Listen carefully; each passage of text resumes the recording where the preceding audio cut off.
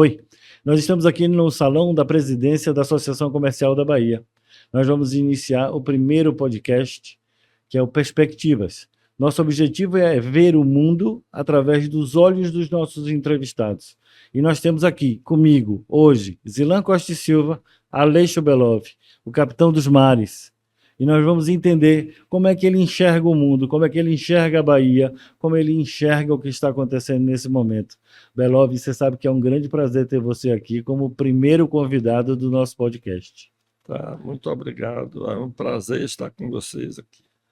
Belov, vamos começar um pouco lá do seu começo, de sua vida. Me conte um pouco como você nasceu na Ucrânia, no meio da guerra, ou logo no final da guerra, da Segunda Guerra Mundial, num período extremamente difícil.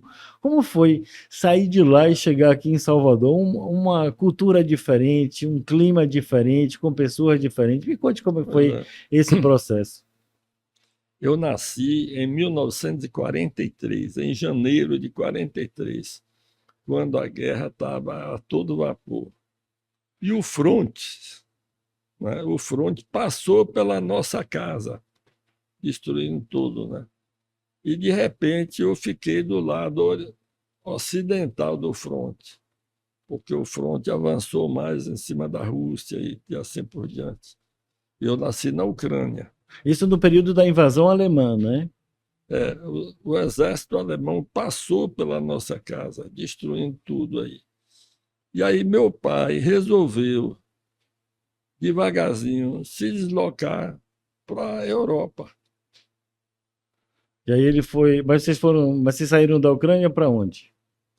Fomos para a Itália, depois para a Itália não, para a Polônia, depois para a Alemanha e depois para a Itália. Aí da Itália você veio para o Brasil. De Itália veio para o Brasil. Você chegou aqui no Brasil com quantos anos? Eu cheguei aqui com 6 anos. Mas eu saí da Ucrânia, do lugar que nasci. Eu saí da Ucrânia quando eu tinha 7 meses de nascido. Então eu não vim, vieram comigo, me trouxeram. Tá certo. Agora me diga uma coisa, obviamente foi um processo extremamente difícil, né? Os seus pais lhe contaram como foi essa viagem e como é que foi essa luta? Sim. Meu pai era russo. Ah, seu pai era russo? Meu pai era russo. Sempre foi comunista, foi russo. Na mesma igreja, ele tinha uma voz muito boa, ele cantava. Na mesma igreja que ele cantou os coros religiosos, quando houve a Revolução, ele proferiu os discursos socialistas. Tanto que eu nunca fui batizado, porque naquele tempo quando eu nasci, ninguém batizava mais.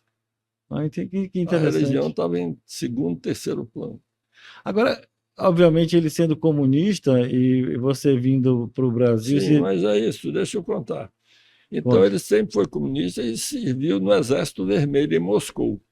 Quando o serviço dele acabou, ficou muito difícil sobreviver em Moscou. Não arranjou emprego, uma dificuldade muito grande. Então, ele foi para a Ucrânia. E lá ele estudou agronomia, porque lá a agronomia é o forte de lá, são cereais, essas coisas. Então, ele estudou agronomia, se tornou agrônomo.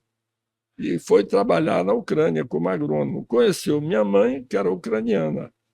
Nasci eu, filho de pai russo e mãe ucraniana. Depois chegou a guerra. Durante a guerra foi muito difícil. Quando o fronte passou pela gente, meu pai pegou uma carroça com um cavalo e amarrou uma vaca na carroça atrás e botou minha mãe, ele, minha irmã e eu, nós 4, e saímos devagarzinho em direção à Europa. Vocês foram de carroça? Saímos de lá de carroça, não tinha outra maneira melhor. Saímos de carroça. Pelo caminho vendemos a vaca. Saímos levando algumas coisas nossas na carroça, né? Não tinha. Hoje eu pegava um avião, né? Mas naquele tempo não tinha. Depois venderam a carroça com o cavalo, depois viajamos de trem,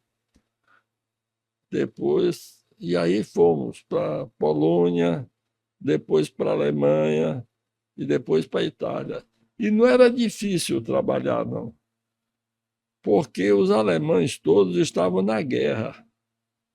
Então, faltava homens que pudessem fazer serviço. Então, meu pai sempre arrumava o que fazer e a gente ia sobrevivendo. Você saiu em 43. Saí no final de 43. Eu nasci em janeiro, 7 meses depois, era lá para outubro. E você chegou no Brasil com 6 anos, então. Cheguei aqui com 6 anos. Então, vocês levaram 6 anos de sair da Ucrânia para chegar aqui no Eu Brasil. cheguei aí na escola na Alemanha. Ah, você chegou aí na escola da Alemanha? Cheguei para a escola na Alemanha. E por que ele escolheu o Brasil para vir para cá? Porque ele era agrônomo. Então, ele, repare bem, tinha um programa que você se inscrevia e que podia imigrar ou para o Brasil ou para os Estados Unidos. Porque o pessoal que se deslocou com a guerra depois ia se rearrumar em outros locais. Então, Refugiados, né? Repatriado. Meu pai se inscreveu para vir para o Brasil porque ele achou que o Brasil, pelo fato de ter muita terra, ia precisar de agrônomo. Ele não estava errado, né? E não foi para os Estados Unidos, graças a Deus. Imagine eu ser americano, ser soldado da OTAN, Deus me livre. Agora, me diga uma coisa, e chegar aqui no Brasil, como foi? Foi um choque cultural ou foi tranquilo? Olha, rapaz, meu pai era um homem de coragem, porque não é fácil. Você com 2 filhos pequenos, eu com 7 meses, minha irmã com 2 anos, minha mãe e ele, sair pelo mundo em tempo de guerra. Ele tinha muita fé nele. Entendeu? Eu sei que ele foi indo, chegou no Brasil. Bom, quando nós imigramos a partir da Itália, porque era na Itália que tinha esse programa que podia ir para os Estados Unidos ou podia ir para o Brasil.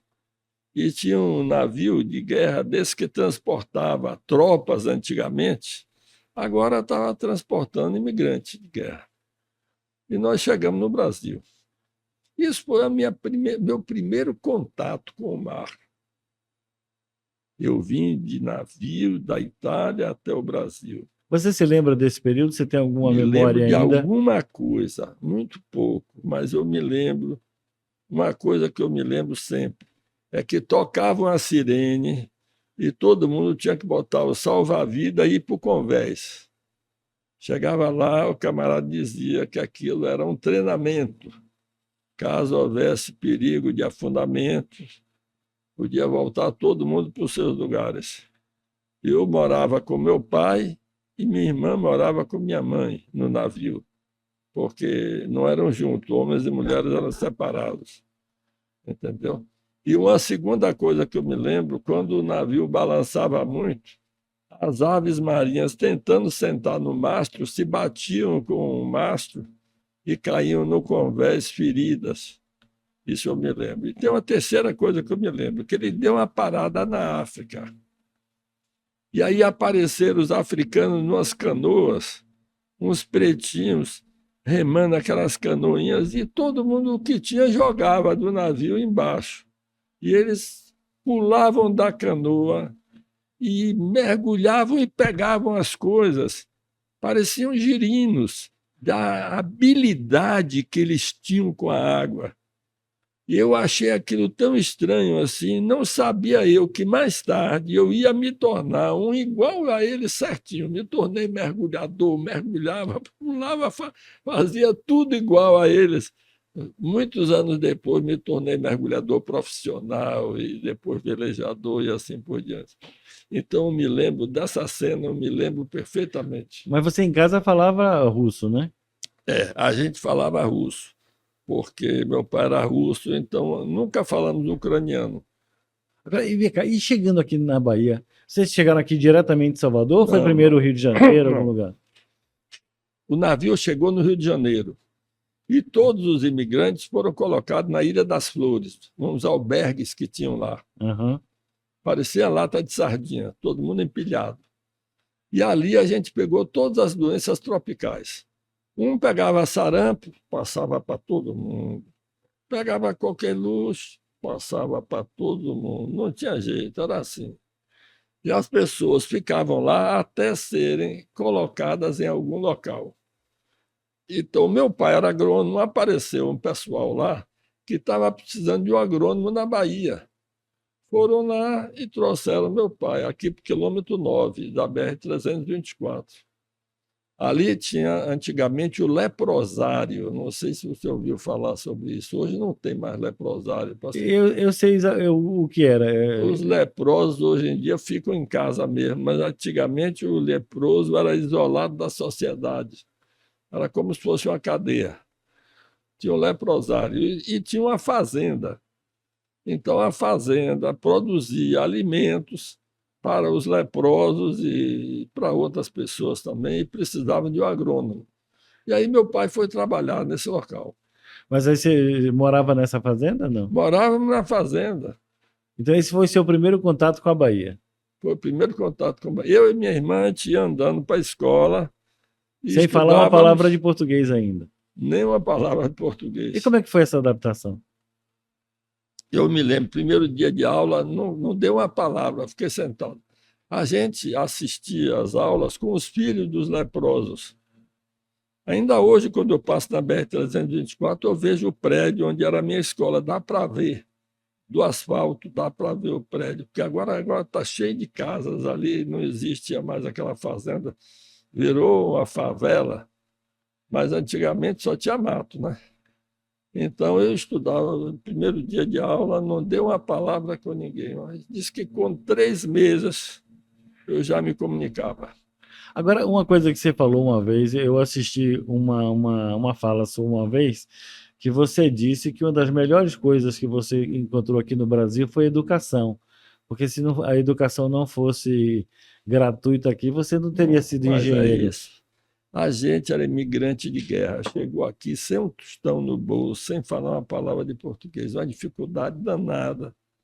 Mas, devido à habilidade do meu pai, a gente sobreviveu. A gente sobreviveu.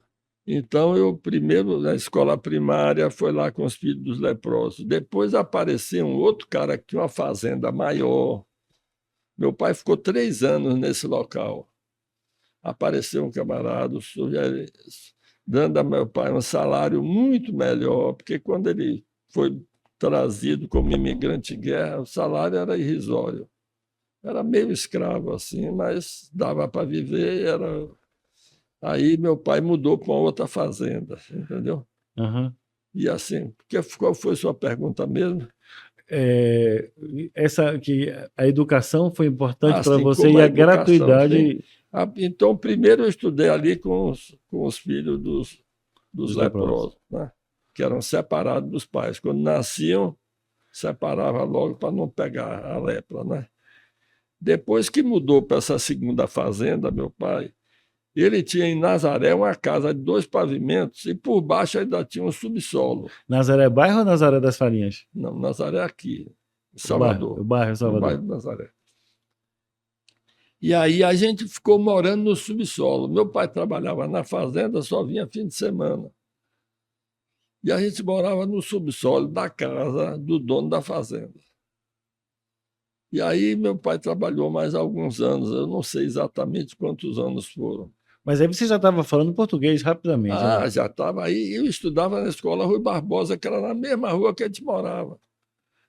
E assim por Escola diante. pública baiana em Salvador. Exato. Então eu estudei. Mas tudo era muito difícil, a gente ganhava pouco, tinha uma dificuldade muito grande, não tinha quase nada.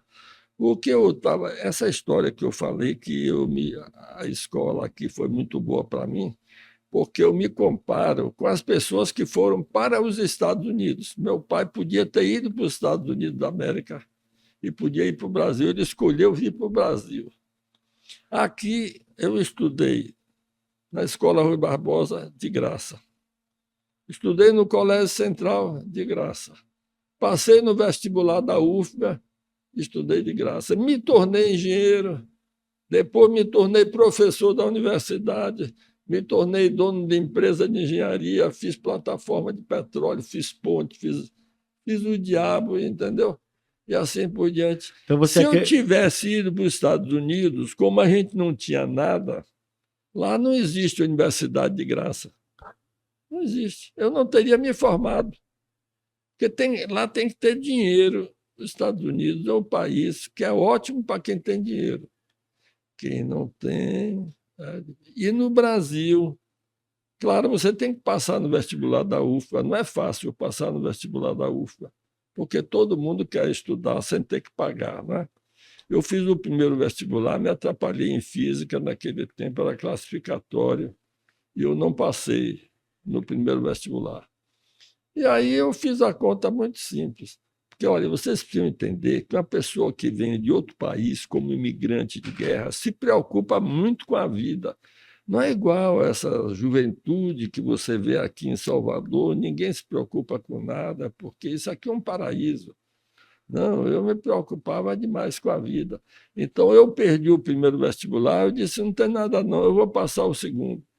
No segundo vestibular, eu fiz todos os exercícios dos livros, de todos os livros, de todas as matérias. Pronto.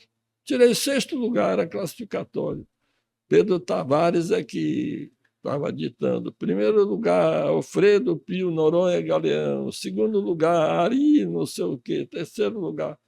6º lugar, Aleixo Belov. Deu um pulo e um grito retado. E aí eu estudei engenharia, eu passei em engenharia. Mas ainda muito pobre, né? Hein? Ainda muito pobre ainda. Sim, mas meu pai é o seguinte, meu pai, quando serviu no Exército Vermelho em Moscou, ele de noite estudava matemática.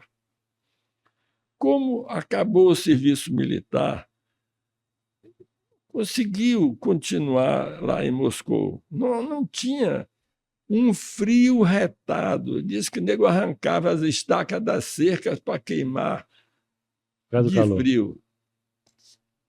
Teve gente que quebrou os corrimões das escadas para queimar, que não aguentava de frio. Era terrível. Ainda mais depois da guerra e a pobreza. Na Ucrânia era muito mais fácil, porque vivia todo mundo de agricultura, comida não faltava. E ele foi para lá e estudou agronomia, mas ele estudou matemática em Moscou. Ele parou a matemática, formou agrônomo e assim por diante. Então, quando ele chegou aqui, ele ficou trabalhando em fazenda. Mas depois ele começou a dar algumas aulas de matemática para as pessoas. E deu certo. Ele ensinou os 5 filhos de Norberto Odebrecht. Ele ia na casa de Norberto Odebrecht, ensinava os 5 filhos. Eu ainda ensinei os 2 últimos, os 2 mais novos. Ensinou o filho de Lomanto Júnior no palácio aqui, onde ele morava, e assim por diante. Meu pai teve muito sucesso como professor de matemática, então facilitou a vida. Com isso, a gente comprou uma casa, meu pai comprou carro, entendeu? E a gente foi vivendo. E depois eu me formei, comecei a trabalhar como engenheiro para tudo quanto é lado, mas eu tinha tendência a ir para o mar. Essa parte eu vou entrar já já. Eu queria lhe perguntar ainda um pouquinho dessa fase aqui, Belov. Nessa fase de escola, você fez amigos, e esses amigos permaneceram até hoje, né? Na fase de quê? De escola? Nessa fase de escola e de faculdade. Olha, o problema é o seguinte, eu estou com 81 anos. A metade morreu e a outra metade sumiu. Você está pensando que é todo mundo que vive até os 81 anos? Eu não conheço mais nenhum amigo da escola. Às vezes encontro um assim, raramente, uma vez em 10 anos, encontro alguém que eu não reconheço, porque eu era o passarinho verde, entendeu? O pessoal prestou muito mais atenção a mim, que era diferente dos outros, do que eu a eles, que eram todos iguais, todos baianos, todos moreninhos, todos parecidos uns com os outros. Eu é que era lembrado. Aí o pessoal dizia, eu fui seu colega. Foi, que prazer, muito bem, mas são raríssimos. Eu me perdi completamente. Da escola de engenharia, não. Da escola de engenharia existe. Também a metade já foi, né? Já viajou. Infelizmente, mas as amizades permaneceram durante muitos anos, né? Algumas amizades permaneceram e criamos outras. Eu me lembro que no seu livro você fala numa passagem que você disse que você ia para a cantina da universidade e viu o pessoal comendo banana real, tinha uma vontade danada Mas não tinha dinheiro para. Tanto que eu como banana real até hoje. Eu paro nos postos de gasolina e pego um média de café com leite e uma banana real. Até hoje eu como isso porque isso ficou gravado na minha. Eu não tinha dinheiro para nada no início. Aí eu vou lhe fazer duas perguntas baseadas no livro. A primeira pergunta é o seguinte: foi essa carência, essa falta que fez você superar tudo isso, se tornar um empresário de sucesso que você se tornou? Ou você acha que isso foi apenas um destino? Se você tivesse tido uma vida boa, você chegava onde chegou? Repare, tudo tem influência em tudo. Quem nasceu aqui, filho de pais bem colocados na política, nos negócios, pode ter progredido muito mais, criado, por exemplo, Norberto Odebrecht criou aquela empresa enorme, né, que agora fechou praticamente, mas não importa. Ficou uma das maiores empresas do mundo, É né? uma história de sucesso. Hein? É uma história de sucesso. É uma história de sucesso dele. É uma história de sucesso. Admirável. Ele já nasceu, o pai dele tinha feito a empresa, a Norberto Odebrecht, só que andava quase falindo. E Norberto Odebrecht se formou engenheiro e aí ela começou a crescer mais. Eu não tive esse início. No início não tinha nada, mas meu pai começou a dar aula de matemática e começou a ter sucesso como professor de matemática. E quando eu tinha 17 anos, ele me levou para eu assistir ele dando aula aos alunos. Aí ele explicava assim, assim, assim, para eu ver como é. Me levou para 2, 3, 4 aulas, eu assistindo. E aí me deu alunos. E eu comecei a dar aula de matemática e ganhar dinheiro com a aula de matemática. Então foi, na realidade, seu pai que lhe ajudou inicialmente. Sim, não tem a dúvida, mas me ajudou assim um pouquinho. Ele não tinha dinheiro, não tinha isso. Sim, não tinha... mas a vontade de vencer, a vontade, sim, essa luta aguerrida vem da carência ou você acha que é a inerente? carência influi demais. Olha, eu vou dar um exemplo. Outro dia eu li, não sei onde foi, que os judeus tinham 60 prêmios Nobel e os árabes tinham um. Porque os judeus foram perseguidos o tempo todo e agora estão fazendo miséria lá, nem fale. Estou retado com eles. Aí eles tinham 60 prêmios Nobel porque eram tão perseguidos, se preocupavam com a vida e se desenvolveram. Já você chega do Tahiti, o camarada não trabalha, porque as frutas estão ali quase de graça, o cara fica gordo, fica parado tomando sol e vivendo uma vida tranquila, mas também não progride, né?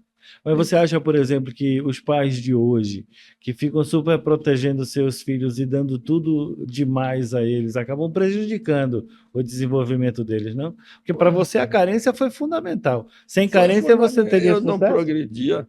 Então, meu pai me ensinou a dar aula de matemática, eu comecei a dar aula de matemática e dei aula de matemática a um bocado de gente. E ganhava dinheiro, estudava na universidade, na escola politécnica, e dava aula de matemática, diga onde? Na biblioteca da escola, não saía da escola, chegava de manhã, tinha aula, de tarde eu dava aula de matemática na biblioteca, os alunos vinham, eu dava aula e ganhava meu dinheiro. E assim foi indo. E aí depois eu me formei, ainda passei 4 meses dando aula só de matemática, porque me ofereceram a trabalhar na Pedreira Valéria, e eu não quis trabalhar em pedreiro, eu queria trabalhar coisas do mar. Porque foi aos 17 anos também que eu ganhei o óculos de mergulho de um cara que ia ser embaixador, não podia levar tudo que tinha. Ele paquerava a minha irmã, não sei se namorava ou paquerava. Né? Aí me deu o óculos de mergulho. Então, esse foi um momento marcante na sua vida, não foi? Mudou completamente. Se eu não tivesse ganho aquele óculos, eu jamais seria a mesma pessoa. Eu podia ser qualquer coisa, mas não quero dizer que eu não seria ninguém. Mas esse óculos que me deram, eu perguntei para que serve? Para olhar os peixinhos. É porque naquele tempo não existia televisão. Hoje as crianças todas veem os meninos mergulhando e tal, até com aqualung, isso e aquilo. As crianças veem o pessoal mergulhando. No meu tempo, não existia televisão. Nunca vi ninguém mergulhando, nem sabia para que servia. Para olhar os peixinhos. Eu fui olhar os peixinhos com água na cintura. Me apaixonei pelo mar e me lenhei. E nós vamos entrar nisso. Agora, eu quero fazer uma última pergunta relacionada ao seu livro. Tem uma passagem no seu livro que você diz que você levou um momento, você fez uma reflexão que você não se sentiu pertencente a nenhum mundo. Você não era mais de lá, de onde você saiu, e, de certa forma, você não se sentia pertencente aqui. Me esclareça, o que é que você realmente sentiu quando você escreveu essa passagem aqui do seu livro? Rapaz, eu nem me lembro desse detalhe assim. Mas é claro que quando a pessoa começa a andar e se mudar de um lugar para outro, fica igual a cigano. Então, o cigano pertence à estrada. Ele não pertence a lugar nenhum, ele pertence à estrada. Mas você tem a mesma opinião hoje ou você se sente bem Rapaz, recebido eu aqui vou em lhe Bahia? contar assim uma coisa. Eu me tornei mergulhador profissional, e andei por essa Baía de Todos os Santos, mergulhei em todos os cantos da Baía de Todos os Santos. Eu queria conhecer tudo, conhecer isso aqui. Depois eu fui mergulhar em Porto Seguro e achei tão bonito lá. Porto Seguro não tinha hotel naquele tempo, não. Só tinha uma pousada de 3 quartos, né, de se hospedou. Não existia hotel. Daquele tempo, quando eu cheguei lá nos arrecifes de fora, eram tantos corais maravilhosos, peixes, tartarugas, lagostas, sobrava assim, só faltava pegar de mão os bichos, entendeu? Porque não tinha predador, predador éramos nós, né, que chegamos lá. Então, eu me tornei apaixonado primeiro pelo mar da Bahia, por esses locais. Mas depois que eu fiz esse mergulho lá em Porto Seguro, eu fiz a conta, o mundo deve ser todo assim, bonito e desconhecido, e eu estou parado aqui olhando só esse lugar aqui. E eu li um livro chamado Expedição Moana. Esse livro era a história de 4 amigos que se juntaram num veleiro e mergulharam por esses oceanos todos pelo mundo. Olha para isso, tocou O coração. a Baía de Todos os Santos, os lugares para mergulhar, Morro de São Paulo, esses lugares todos, eu já mergulhei nesses lugares todos. Mas depois eu fiz um veleiro, dei a primeira volta ao mundo, a segunda, a terceira, a quarta, a quinta, mergulhei por esses lugares do mundo todo. Hoje eu estou menos ligado às belezas daqui, eu estou mais um homem mundial do que um homem local, por incrível que pareça. Mas a gente sempre tem que ser local, mas global também. Uma visão de Mas mundo me é importante. tornei mais assim ligado às coisas de fora, de tanto que eu passei a dar menos atenção aqui e passei a ser um cara. Sim, mas uma coisa é o seu amor pelo mar, que veio desse singelo presente, que foi um óculos de mergulho, que você permitiu essa ampliação dessa visão para um mundo que você não conhecia. Mas você fez uma carreira profissional no mar. Você é engenheiro civil, mas é um engenheiro civil de construção marítima. Você inventou uma técnica relacionada ao concreto que era só sua. Pois é, para você ver como é a gente. Eu me tornei mergulhador para olhar os peixinhos e para pescar. Eu tinha espingarda de mergulho, arcoava os peixes e comia, né? Uhum. Eu me tornei mergulhador para isso. Um dia me procuraram, disseram que precisava de mergulhador na ponte Rio-Niterói, estavam construindo. Eu disse, não, eu só mergulho na apneia, nunca usei equipamento de mergulho. Mas não tem problema não, rapaz. Se você é mergulhador, você aprende isso em 5 minutos. Aí eles tinham um equipamento aqui, me levaram para o quebra-mar, e eu mergulhei, primeira vez desci, só fiquei 5 minutos embaixo. Depois desci, mas fiquei meia hora embaixo, já estava me adaptando com equipamento, pronto. E aí fui trabalhar na ponte Rio-Niterói. Quando chegou lá, eu mergulhava naqueles tubulões para ver como é que a fundação estava. Eles escavavam os tubulões, fazia vistoria Então desse você negócio. construiu a ponte Rio-Niterói. Não, eu trabalhei como mergulhador um período, mas não foi um período longo, não. Depois surgiu uma outra oportunidade boa aqui, eu voltei para Salvador, Mas isso ainda como empregado, né? sempre como empregado. E Mas então, repara o seguinte, eu me apaixonei pelo mar, aí desenvolvi o mergulho, porque naquele tempo não existiam as escolas de mergulho que tem hoje. Eu tive que estudar por conta própria e criar equipe de mergulho nas minhas obras, para fazer as obras marítimas. Desenvolvi um método de fazer o concreto debaixo d'água que ninguém fazia. Até hoje quase ninguém faz isso aqui, só alguns que aprenderam com a gente. Entendeu? Eu fui juntando a minha vida profissional ao meu hobby. Depois eu construí meu veleiro para dar a volta ao mundo, veleirinho pequeno que eu dei 3 voltas ao mundo sozinho nele. eu quero lhe fazer uma pergunta Mas desse. deixa eu só para terminar isso Termine, aqui. termine. Depois, eu achei que já tinha aprendido um pouquinho, então eu fiz um veleiro grande, 21 metros e meio de comprimento, 80 toneladas, e passei a transportar alunos comigo. Ofereci mais de 60 vagas. Nenhum aluno pagou um centavo. Já tinha dinheiro, já tinha feito barco, que custa uma fortuna um barco desse, entendeu? E aí fui viajando assim. Mas quando você construiu o primeiro barco, o Três Marias, você já tinha a Belova Engenharia, não já? Não tinha, não. Você Não ainda tinha. era Eu empregado. era empregado. A gente está aqui na associação comercial, a visão empresarial, a perspectiva empresarial é extremamente importante. Quando foi que você fez esse salto de ser empregado para ser empreendedor? Você, pela sua história, você sempre foi empreendedor. Mas quando você teve coragem de saltar e dizer assim, eu agora vou formalizar minha Você empresa? sabe que as mulheres é que sempre ajudam a gente. Mas eu quero primeiro terminar o que eu estava falando. Tá, termine. Eu fiz o meu pequeno veleirinho, depois eu fiz o veleiro escola, fui para a Antártica, dei várias voltas ao mundo com alunos, ofereci 60 vagas.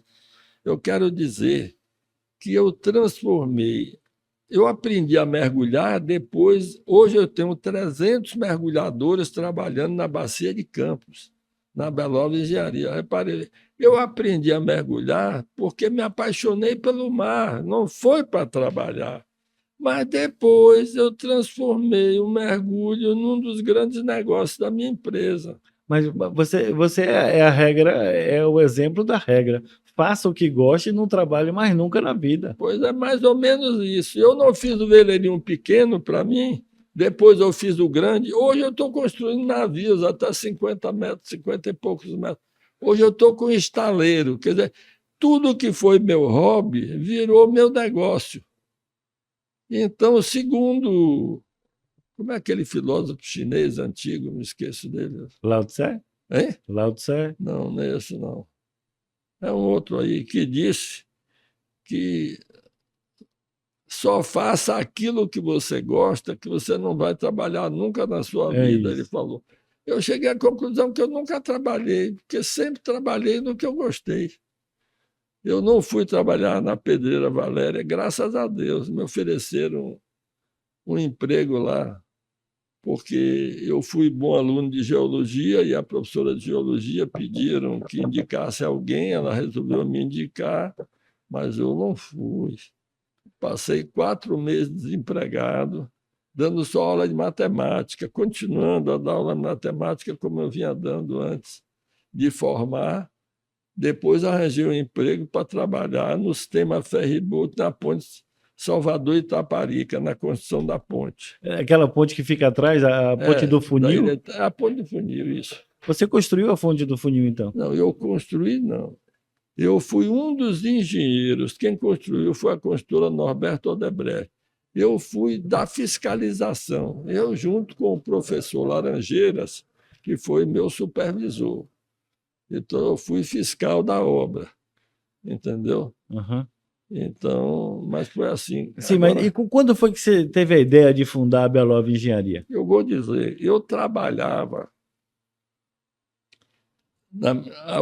o meu último emprego, eu trabalhei construindo plataforma de petróleo. E eu tive uma ascensão muito grande nessa obra. Eu tinha acabado de fazer o Porto de Aratu, onde eu era a segunda pessoa. Petrônio era o chefe e eu era engenheiro de campo, mais experiente.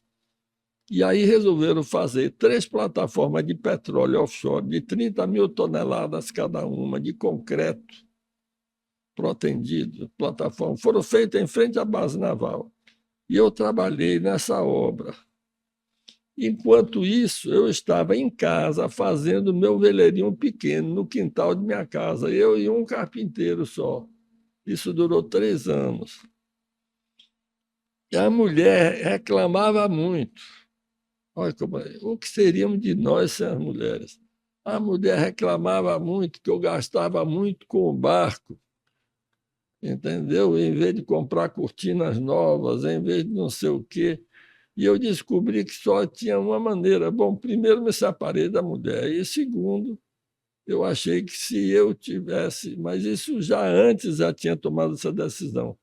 Se eu montasse a empresa, ninguém ia saber quanto eu ganho, porque eu me separei e ela sabia quanto eu ganhava na Mendes Júnior. Nessas obras da plataforma, por incrível que pareça, eu fui promovido umas 4 vezes.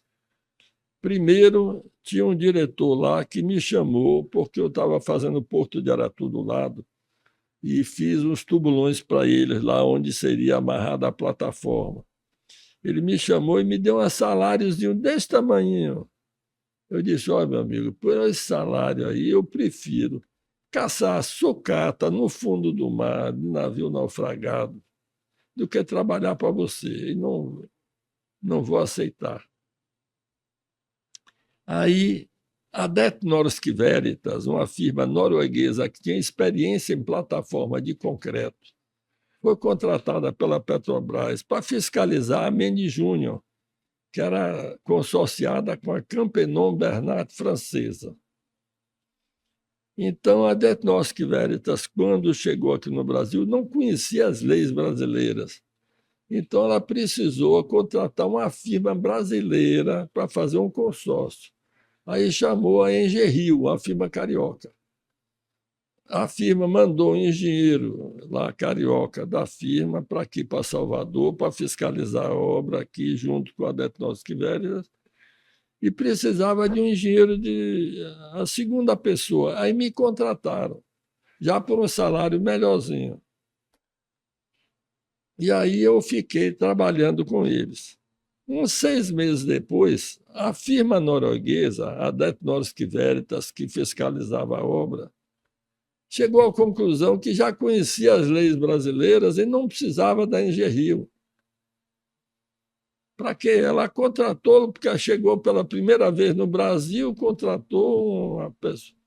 E aí ela descontratou a Engerrio e me convidou para trabalhar com eles, só já com salário o dobro do que eu ganhava. Mas isso não é nada. Repare como são as coisas da vida. A Petrobras estava mal satisfeita com a Mendes Júnior e a Campenon Bernat, que estavam construindo a plataforma, porque elas estavam atrasadas. Aí chegou um chefão da Petrobras, deu 2 socos na mesa e disse: marcar a data que a plataforma tem que ficar pronta. E senão a multa vai acabar com vocês, isso e aquilo. A Mendes Júnior, eu era fiscal da Mendes Júnior, trabalhava com a Det Norsk Veritas. Mas como eu tinha vindo do Porto de Aratu, onde eu era empreiteiro, eu tinha a cabeça de empreiteiro, não tinha a cabeça de fiscal. Em vez de fiscalizar só, eu dizia: está fazendo o quê aí? Não, não é assim não, faça assim. Fulano, faça assim. E eu marcava a obra toda deles, porque o pessoal que veio da Mendes Júnior era uma firma mineira, não trabalhava no mar, não tinha a menor ideia do que é água. Sabiam que era queijo, entendeu? Resultado. O pessoal da Mendes Júnior percebeu que quem marcava a obra era o fiscal, não era o engenheiro dele, não. Eu é que marcava a obra toda e ninguém discutia comigo que eu era fiscal, é para fazer assim, é para fazer assim. Que quando esse engenheiro da Petrobras bateu, deu 2 socos na mesa e marcou a data para a plataforma ficar pronta, a Mendes Júnior se apavorou. Aí me chamou assim, vem cá, você não quer passar para Mendes Júnior para tomar conta só dessa primeira plataforma que está com data pronta para chegar? É isso, eu posso conversar com a Detnorsk Veritas para ver se eles aceitam. Entendeu? Aí falei com o meu chefe e disse a ele, olha, se eu passar para Mendes Júnior, eu vou ser fiel a você do mesmo jeito que sou hoje. Não vou mudar nada. Não tenha receio. Ele aceitou. Os engenheiros da Petrobras, que eram os fiscais também, né? Dos 4, um era completamente contra. Aí o chefe mandou fazer, vamos fazer uma votação aqui para ver. Aí ficou 4-1 e eu fui aprovado. E aí eu fui contratado pela Mendes Júnior, ganhando somente 60 salários mínimos. Que era muito mais do que você já ganhou na sua vida o tempo todo. E daí, para ser empreendedor, foi um Mas pulo. na mesma obra, eu fui de um salário de merda para um salário de 60. Agora, tudo isso ligado ao mar, fazendo uma paixão que era sua. Pois é, sempre obra, sempre, porque a plataforma era feita num dique seco, depois abria a comporta do dique, depois tirava a plataforma, amarrava nos tubulões, continuava concretando. Agora, tudo isso para realizar seu sonho de viajar o mundo, ou você já queria ser empreendedor mesmo? Não, eu queria ser empreendedorismo porque quando eu trabalhava na Mendes Júnior, minha mulher sabia quanto eu ganhava. Eu me separei, mas ela continuou cobrando e cada vez queria mais dinheiro. E aí eu cheguei à conclusão que só tinha um jeito de ela não saber quanto eu ganho, eu montando minha própria firma. E aí foi que eu me dei bem. Vivam as mulheres. Sem as mulheres, a gente não teria conseguido nada. Hoje a sua empresa tem quanto tempo já? Quanto? Quantos anos ela já 50 anos. Ela já tem 50 anos de montado. Isso tudo você fez até os 30 anos. É mais ou menos isso, né? Agora, você recentemente, depois de passar desse tempo todo, já deve ter feito a transição da profissionalização da sua empresa que começou contigo, mas você criou um museu e uma fundação. Por quê? Para o seguinte, como eu dei 5 voltas ao mundo, mas eu não dei só 5 voltas ao mundo. Eu fui 2 vezes na Antártica. E isso não é volta ao mundo, porque vai na Antártica e volta. Além das 5 voltas, eu tive 2 vezes na Antártica. Eu fiz a passagem noroeste, esse desse livro aí, não é uma volta ao mundo. Além das 5 voltas, eu tive 2 vezes na Antártica, fiz a passagem noroeste, tive na África, tive no Caribe, tive em tudo quanto é lugar, entendeu? Então eu viajei e fui muito. Cada lugar que eu passava eu ia trazendo as coisas. Principalmente quando eu ia no veleiro, que eu podia comprar ou adquirir uma coisa e tinha como trazer para casa. Então minha casa virou um museu, sem eu querer, aos poucos virou um museu. Tinha tanta coisa, os armários estavam todos entupidos de coisas que eu fui trazendo de um lugar de outro. E eu digo, não, no dia que eu morrer, cada filho leva uma coisa, joga o resto fora, vai se perder. Eu vou fazer um museu e guardar tudo para nada se perder. E aí, pronto, criei o museu, a fundação e o museu. E hoje tem Larissa Nabuco, que viajou comigo nessa viagem, na Passagem Noroeste, Olívia Oliveira, diretora de Geociências, que hoje trabalha na Pró-Reitoria, pediu uma vaga para uma moça que estava fazendo doutorado em oceanografia, uma vaga para viajar comigo para fazer a passagem noroeste. Para quem não sabe, a passagem noroeste é por cima do Alasca, por cima do Canadá, perto do Polo Norte, sai na Groenlândia e desce. Pedi uma vaga e eu aí resolvi aceitar, porque eu gosto muito de Olívia, sempre gostei muito dela, uma pessoa maravilhosa, um pedido dela é uma ordem. E aí, ainda mais que a moça era doutora, estava terminando doutorado em oceanografia, ela parou o doutorado um pouquinho e veio comigo e fez a viagem toda. E hoje ela trabalha na fundação, ela faz o resto do doutorado e trabalha na fundação e no museu. Nada mais interessante do que cérebro, né? Hein? Nada mais interessante do que cérebro, né? Não entendi, mas Nada mais interessante do que cérebro. do que cérebro? É, É mais ou menos isso. não é? Mais ou menos. Agora, Belovio, uma coisa, você viajou sozinho 3 vezes. 3 voltas ao mundo completas. 3 voltas ao mundo sozinho. Você só tinha por companhia você mesmo. É. Às vezes não dá medo de se conhecer tanto, não? Rapaz, eu tinha medo, era de tudo, medo do mar, medo da vida. Eu sou um cara muito medroso, porque, Imagine se não fosse. repare bem, eu me lembro uma vez no Hotel Transamérica, eu fui convidado para fazer uma palestra lá, e tinha outro cara que fazia o Camel Trophy. Camel Trophy é um negócio de andar de carro por dentro de florestas. E E, brasileiros que fizeram isso escreveram um livro, foi Tito Rosenberg e Carlos Probst, pois é, 1986. pois é. Ele fez a palestra primeiro, que era tudo maravilhoso, eu não sei o que fazia, acontecia. Depois eu fui fazer a minha palestra depois dele. Na minha, eu disse que eu tinha medo o tempo todo. Tinha medo das ondas, tinha medo de. Quando chegava num lugar que eu ancorava, tinha medo de alguém encostar de noite e lhe assaltar, tinha medo de tudo. Tinha medo dos ciclones, dos temporais. Meu barco era pequeno. Tinha medo de ficar doente e perdido por lá, mas deu tudo certo. Mas eu tinha muito medo, eu tenho medo até hoje. Eu saio de barco, eu tenho medo retado. Mas isso é bom, né? Eu não sei se é bom ou não é, mas eu tenho medo. E isso, mas esse medo fez Eu você acho ser que o medo cauteloso. me atrai. Agora, você se conhece muito bem, porque passar 3 voltas ao mundo sozinho é uma pessoa que se conhece muito bem, né? É, tem filósofos que dizem que você é o seu principal inimigo, que você luta mais com você mesmo do que com os outros. Você acredita nisso? Às vezes isso passa a ser verdade. Eu li isso recentemente, agora mais uma vez. Você está escrevendo agora também, né? O outro livro. Repare bem, esse livro que está aí na mesa, A Passagem Noroeste, é meu 10º livro. Eu resolvi agora que todo. Você não está perguntando da minha vida, mas não é você só, não. Tem tanta gente que me pergunta as coisas da minha vida que eu resolvi escrever minha biografia.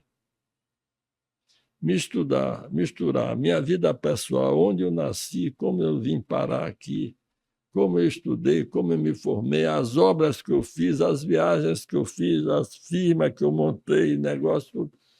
Então, eu estou escrevendo minha biografia agora, que vão ser provavelmente 3 volumes. Eu já estou com 1,5 volume pronto.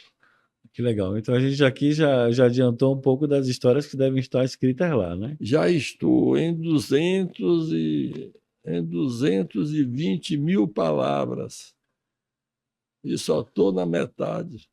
Agora, Belov, a gente já está aqui chegando aqui ao final do nosso programa Sim. e eu queria lhe fazer uma última pergunta. Qual é a sua perspectiva para o futuro da Bahia e o futuro do Brasil? E de que forma você vai contribuir com isso ainda mais? Não, eu acho que eu já estou contribuindo desde cedo, eu com as minhas ideias. Na Belova Engenharia tem gente que trabalha comigo 20, 30 anos, 35 anos. Olha, eu tenho 5 diretores. Todos foram meus estagiários. Repare como é. Todos chegaram sem entender nada, recém-formados, eram estudantes ainda. Eu transformei em diretores. E hoje me ajudam a tocar a firma para frente, entendeu? E assim por diante. Ao viajar, eu ofereci já 60 vagas no meu veleiro escola para levar pessoas. Só que alguns foram só para fazer turismo, mas alguns aprenderam realmente e isso mudou a vida deles, entendeu? Eu não encontrei ninguém que me convidasse para dar a volta ao mundo assim, não. É isso que você quer fazer para as pessoas. Hein? E é isso que você quer fazer para as pessoas agora. Não, isso eu já estou fazendo. Agora escrevi 10 livros. Esses livros são capazes de abrir os horizontes de quem estiver interessado. Porque eu conto tudo, os mínimos. Eu não escrevo o livro depois que chego, não. Eu escrevo o livro ao vivo, na hora. Às vezes eu paro no meio de uma manobra, dou uma anotada e continuo a manobra assim. Tudo que eu sinto, todas as ideias que vêm na minha cabeça, tudo eu vou botando no livro.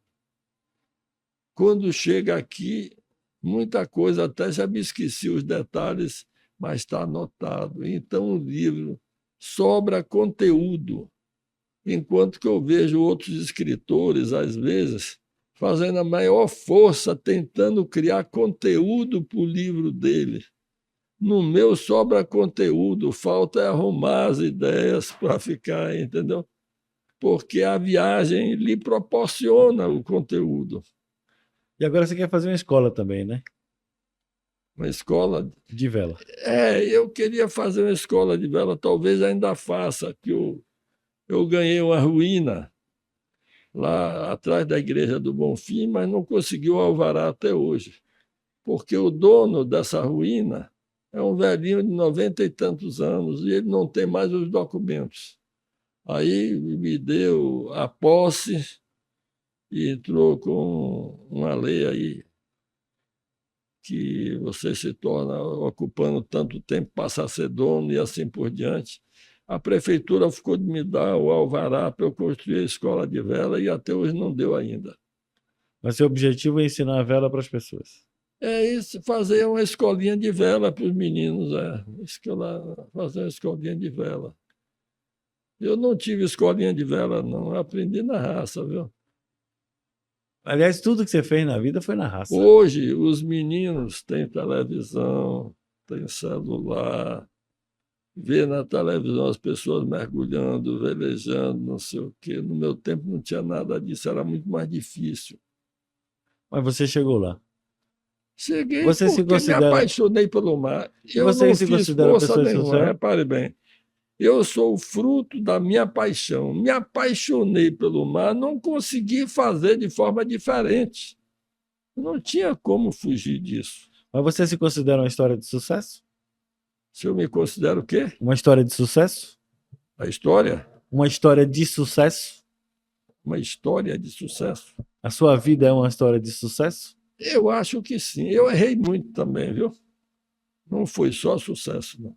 Mas a gente não aprende no com sucesso, só aprende com no fracasso. final, eu consegui fazer as coisas que eu mais queria. Eu consegui fazer. Eu acho que a gente pode terminar por aqui, porque você dizia que conseguiu fazer as coisas que queria, é o maior sucesso que uma vida pode ter. Não foi tudo, mas as coisas que eu mais queria, eu consegui fazer. Eu plantei elas, eu persegui elas, eu me esforcei e realizei. Parabéns, parabéns e parabéns pelo que vem no futuro. Belove, muito obrigado pela essa Obrigado entrevista. a você. E assim que a gente entende um pouco das perspectivas do mundo e da vida através dos olhos e das palavras de Aleixo Belov. Terminamos por aqui e na próxima semana mais uma perspectiva para que vocês entendam o mundo de uma forma diferente. Até lá!